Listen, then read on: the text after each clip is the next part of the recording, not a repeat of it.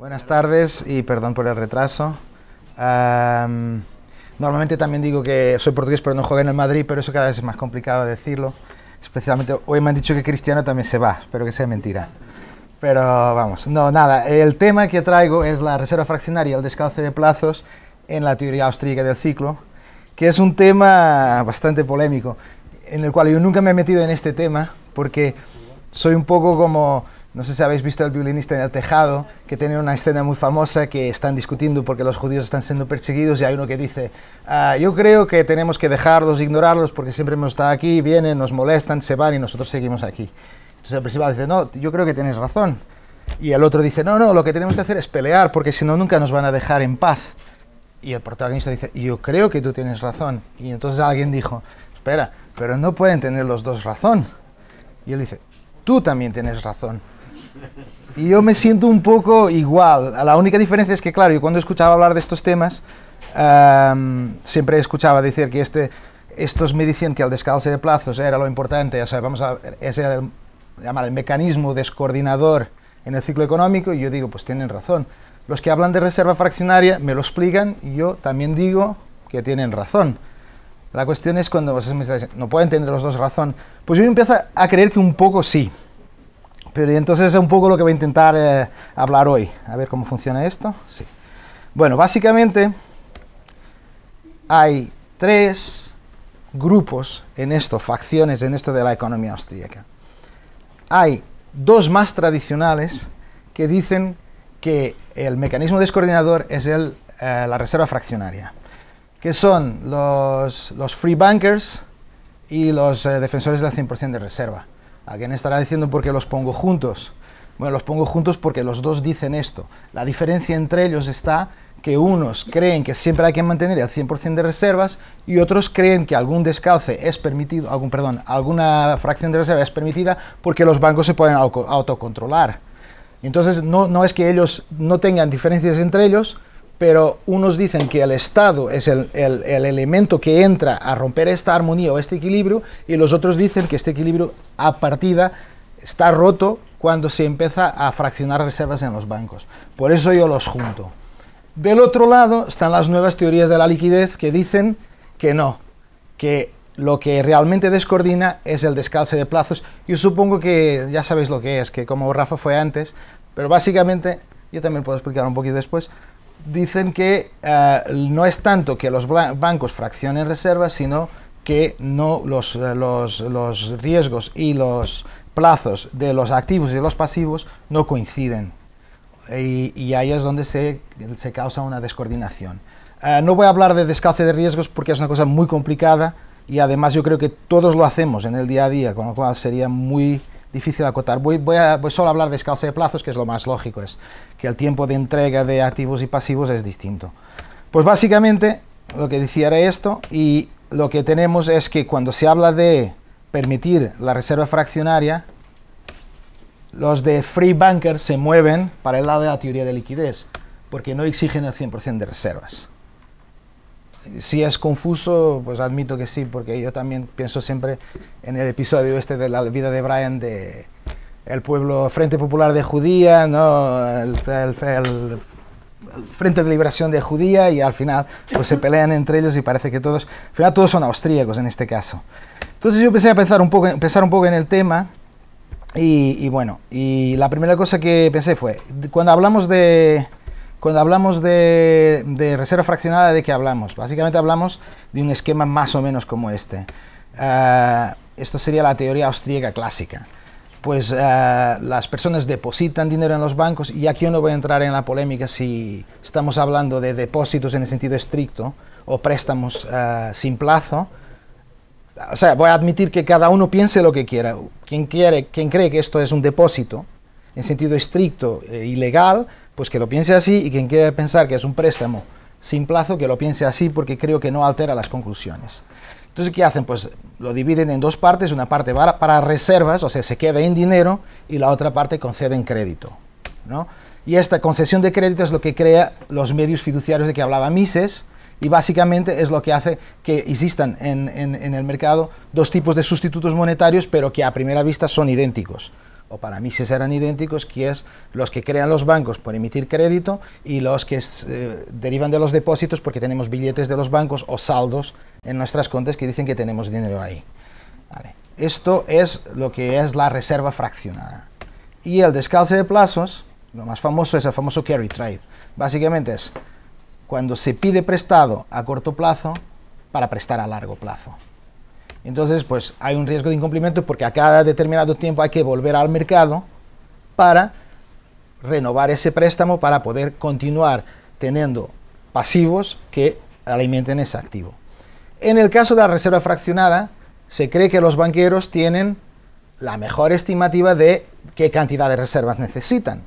En el caso del carry trade o del descalce de plazos, pues también se cree que tienen la mejor estimativa de cómo van a estar los tipos de interés en el futuro para no incurrir en pérdidas o para no llegar a una situación donde no puedan renovar, no puedan responder a sus acreedores.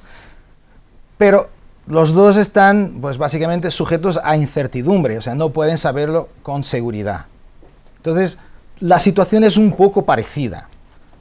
Y esto me llevó a coger la reserva fraccionada otra vez y a ponerla como una degradación de liquidez, es decir, como un descalce de plazos. Al final, el mismo esquema de antes, lo que pasa es que cuando se convierte un depósito en dinero en cualquier cosa que no es dinero, pues esa cosa es menos líquida que el dinero.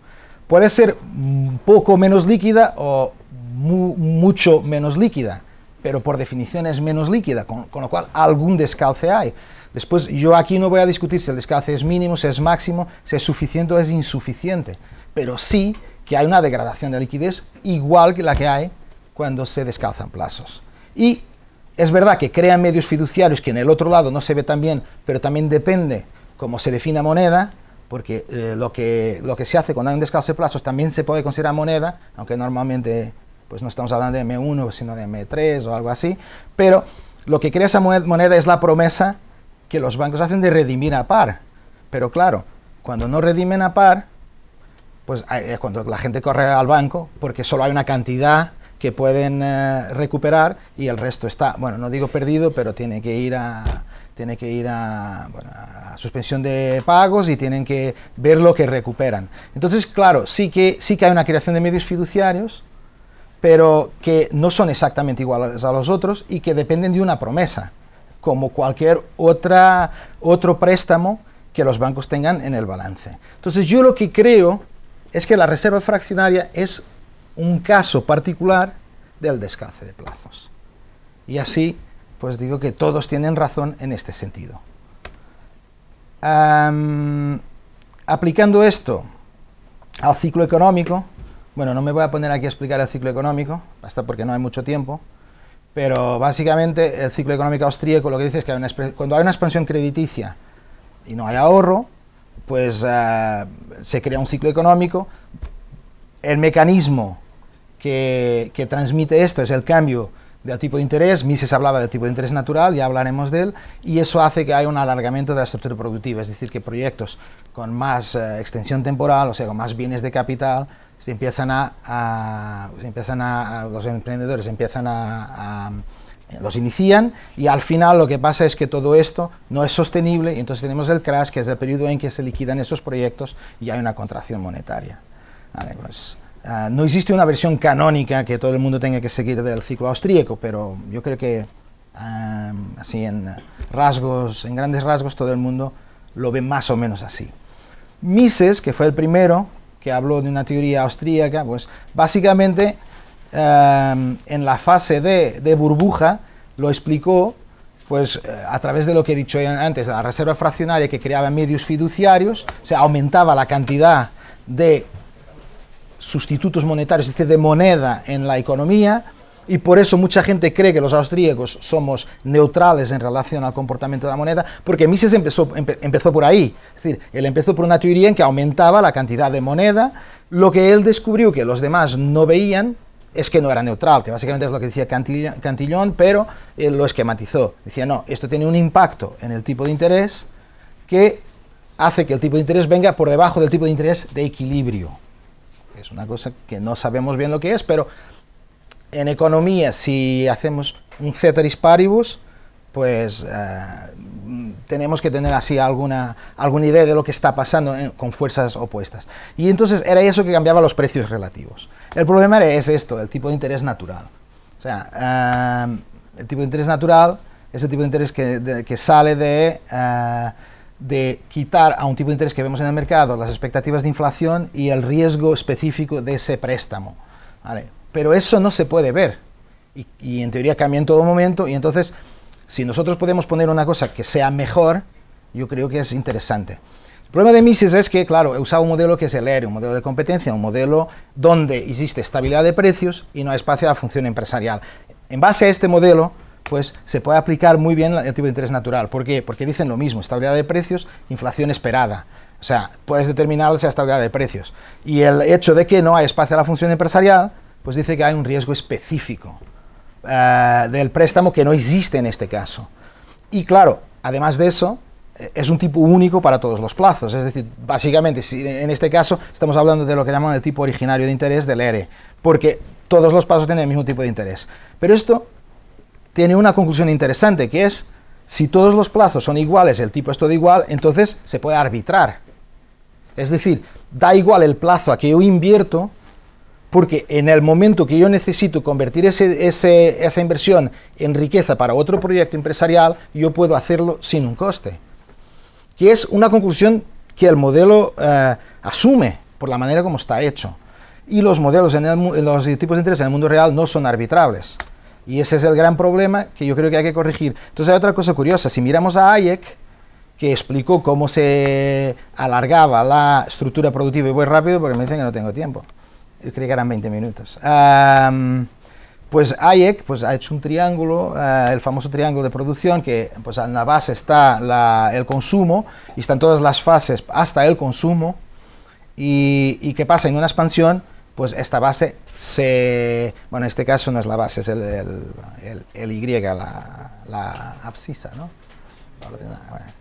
Se aumenta porque hay más tiempo, hay proyectos que tardan más tiempo en llegar al mercado, pero si fuera una expansión sin expansión del crédito, no sostenido por ahorro, si fuera sostenido por ahorro, bajaría el consumo obligatoriamente porque la gente estaba ahorrando más, en este caso no.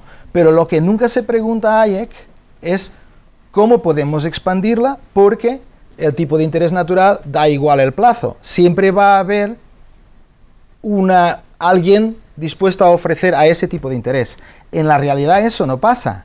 En la realidad, la única manera que tenemos de que se alarguen las etapas de producción es si alguien presta a esos plazos. Y esos plazos, en este momento, si no existieran, es que el mercado no lo está ofreciendo. ¿Quién hace esa transformación? Pues el sistema bancario a través de un descalce de plazos. Es decir, la propia teoría austríaca, si quiere ser un poquito más compleja, tiene que admitirlo para explicar lo que explica.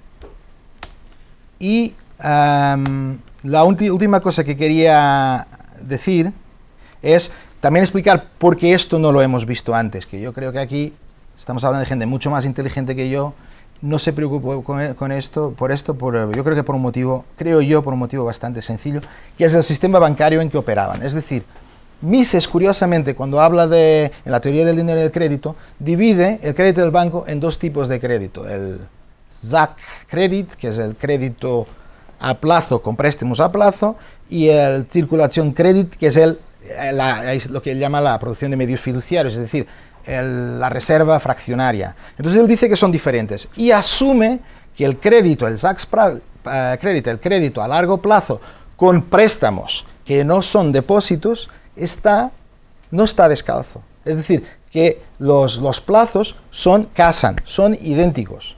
Y él asume eso. Yo me puse a pensar, ¿y por qué asume él algo que no es cierto?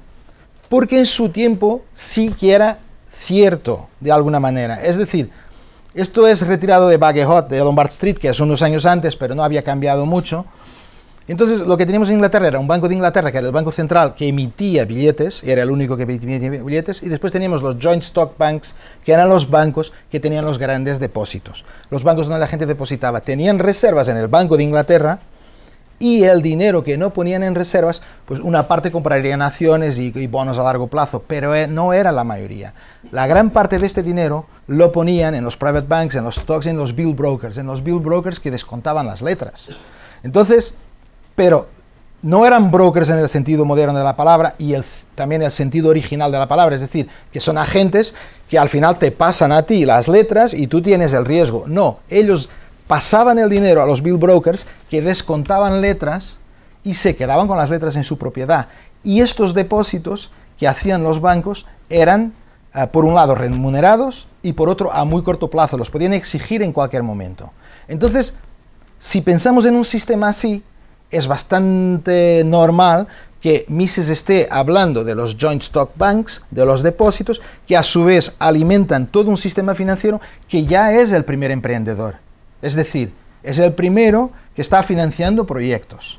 Y entonces ya está fuera de la causa original. Es como si el primer descalce es la reserva fraccionaria y ese descalce es la madre o el padre de todos los otros. Entonces, claro, si llevamos al momento original, pues basta hablar de este y nunca se preocupó con los otros.